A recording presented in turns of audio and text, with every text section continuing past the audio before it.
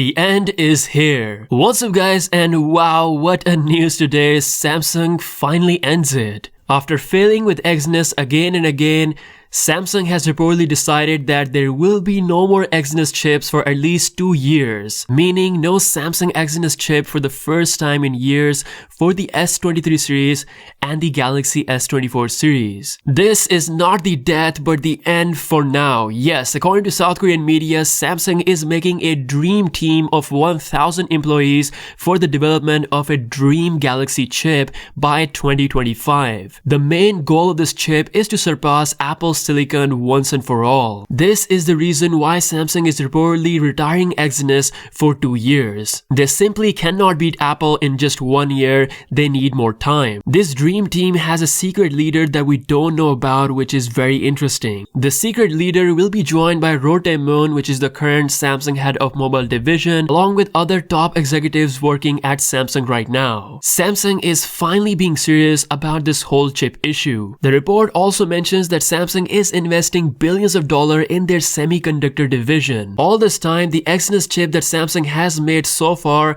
have all been a generalized chip that can be used on other phones, meaning they never made the chipset exclusively for their Galaxy phones. Their aim was to supply this chip to other brands, which never truly happened because of the poor performance of the Exynos chips. It's not just the performance. Samsung phones, despite having the biggest battery in the game for 3 generations, yet they cannot beat iPhones that have a much smaller battery. Ending the Exynos for now is what's best for business. Like I said, 1 year is not enough for them to magically make a chip that's as good as Apple A16 or even the current A15. Even with AMD on their side, they couldn't do it. On behalf of everyone, I want to wish best of luck to the dream team. We will wait for the return of the true Galaxy chip. According to this source and Exynos, this could take until 2025.